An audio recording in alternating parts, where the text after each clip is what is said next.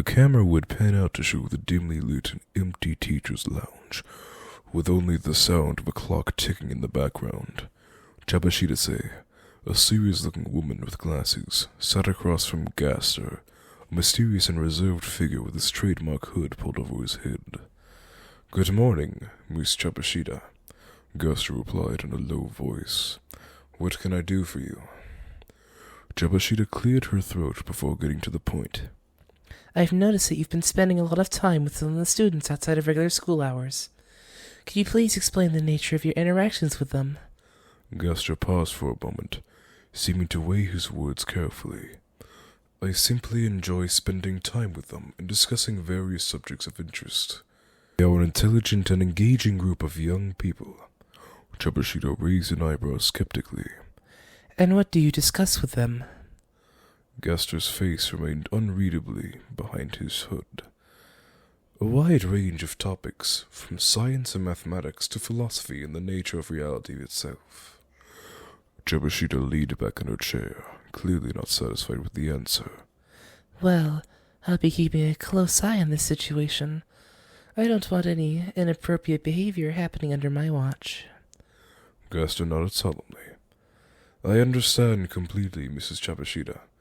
Rest assured, my intentions are purely academic."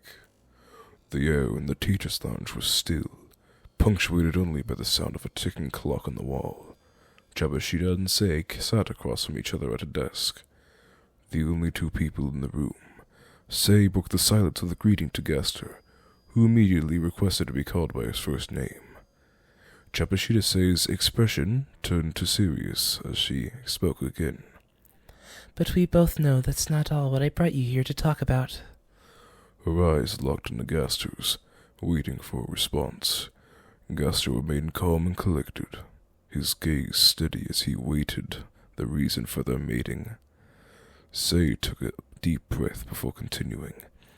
"I have reason to believe that you have been involved in some suspicious activities recently. Activities that could potentially put the safety and well-being of our students in danger." Her voice was measured, but there was an underlying tone of concern and warning. Gaster raised an eyebrow at the accusation, his expression unwavering. "I assure you, Miss Chabashida, that I am not involved in anything that could harm our students or the school. If you have any evidence to suggest otherwise, I'd be happy to cooperate with any investigation." Sei's lips pressed together in a thin line, her eyes narrowing slightly. "I don't have any concrete evidence at this time, but I will be keeping a close eye on your actions and movements in the coming days. I suggest you be very careful about what you do and say." Gaster nodded in understanding, his eyes never leaving Sei's. The tension in the room was palpable as the two of them continued to stare at each other, neither willing to back down. Finally, Sei stood up from the desk, signaling the end of the meeting. "Thank you for your time, Mr. Gaster. I hope we can continue our work together for the betterment of the school." Gaster stood up as well, his eyes still locked onto Sei's. "Of course, Mrs. Chabashida. I am always willing to do whatever it takes to ensure the safety of our students." With that, he turned and left the room, leaving Sei alone with her thoughts. A dimly lit teacher's lounge was silent as Chabashida Sei and Gaster sat across from each other at the desk. The clock on the wall ticked away the seconds, marking the early morning hour of 4:30. Chabashida cleared her throat and spoke, her voice breaking the silence. "Greetings, W.D. Gaster, but that's not the real reason why you're here. I want to know who you really are, Mr. Gaster, and even more so, who are your fellow students, Sant and Papyrus?" Gaster chuckled and replied, "Aha! What do you mean, Mrs. Chabashida? But before he could finish his sentence, Miss Chabashida interrupted him. "There are no known records of you three existing at all.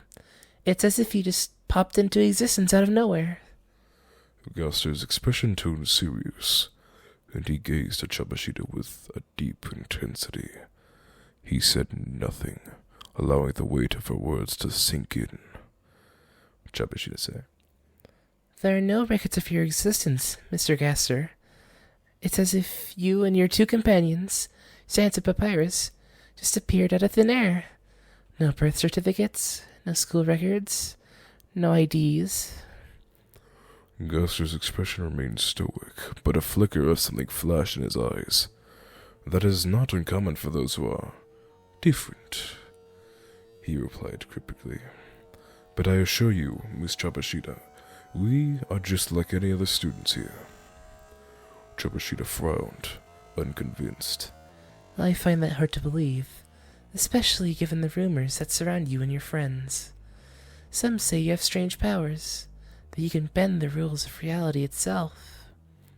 Gaster's eyes narrowed, and for a moment, Chabashida thought she saw a glimmer of something dangerous in his gaze, but then he sighed and leaned back in his chair. I'm afraid those are just rumors, Miss Chabashida. We are nothing more than ordinary students, trying to make our way in this world.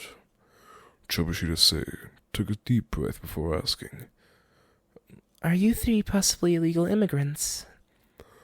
Gaster couldn't help but smirk at her question, relieved that she hadn't caught on to anything more sinister. He leaned back in his seat, relaxing slightly as he responded. Gaster's relaxed demeanor seemed to imply that Chabashida's suspicions were unfounded, as he casually admitted, You caught us. However, we are getting our green card soon. Despite the apparent confession, his tone and body language suggested that there were more to the story than met the eye.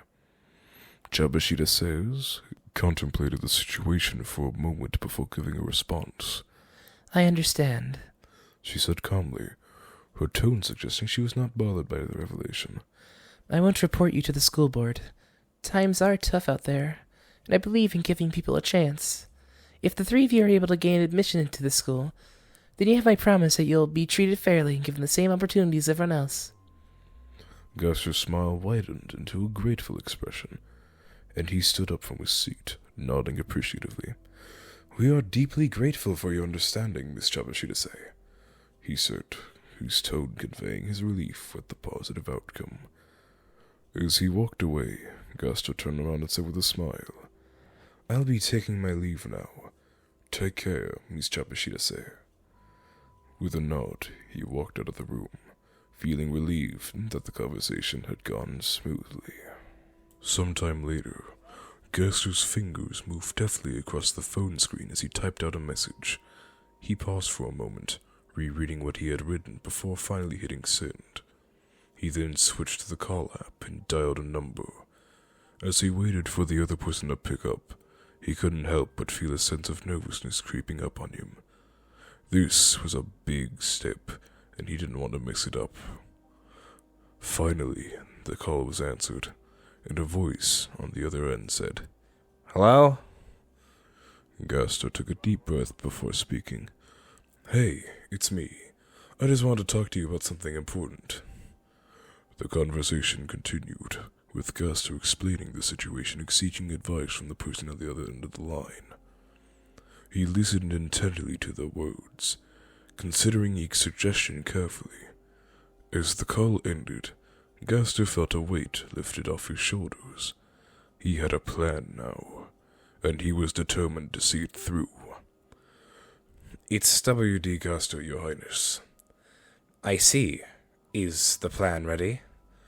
Yes, everything is in place.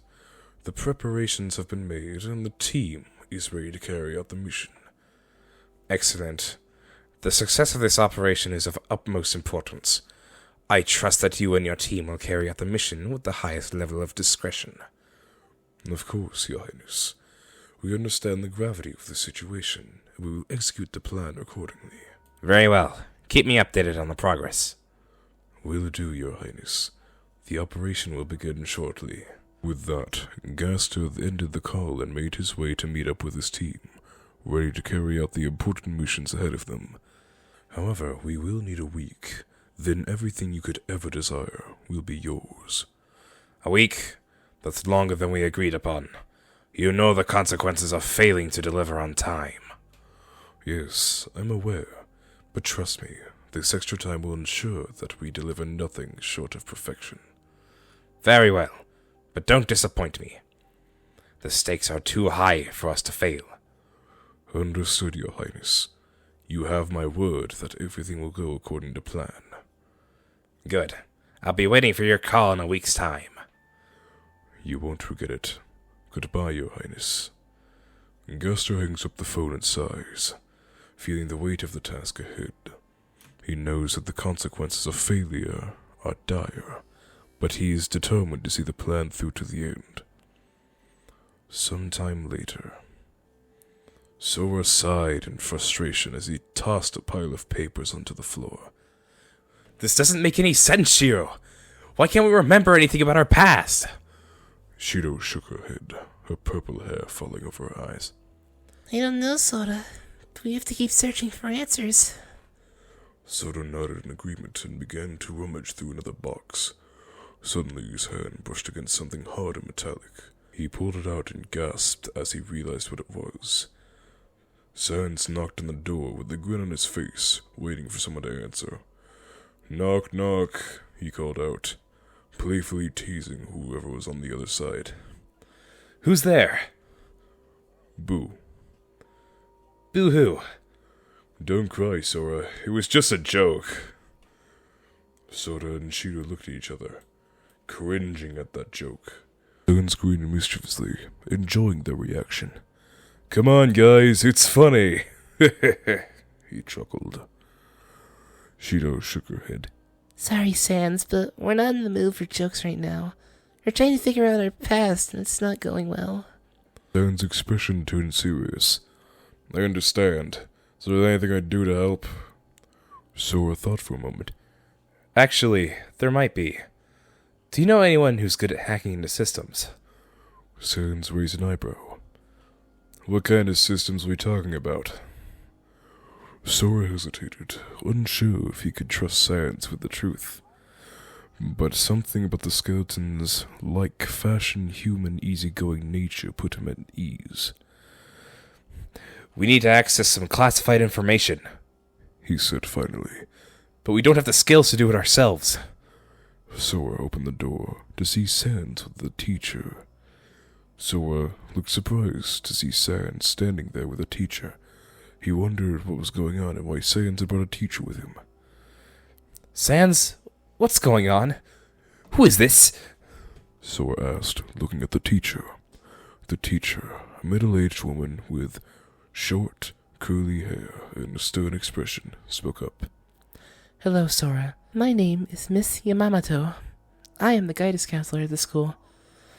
I'm here to talk to you and your sister about some concerns we've had regarding your recent behavior. Sora and Shiro looked at each other, feeling a sense of dread wash over them. They knew that the recent behavior had been a bit erratic, but they didn't think it was anything serious enough to warrant a meeting with the guidance counselor. Okay. Please come in, Sora said, stepping aside to let Sans and Miss Yamamoto into the room. Sans thanked the teacher before turning his attention to Sora and his sister. "Hey there, sorry to bother you, but I was hoping to ask for a favor, and I was wondering if I could use some of your class points." Sora looked a bit confused, but was willing to listen to what Sans had to say.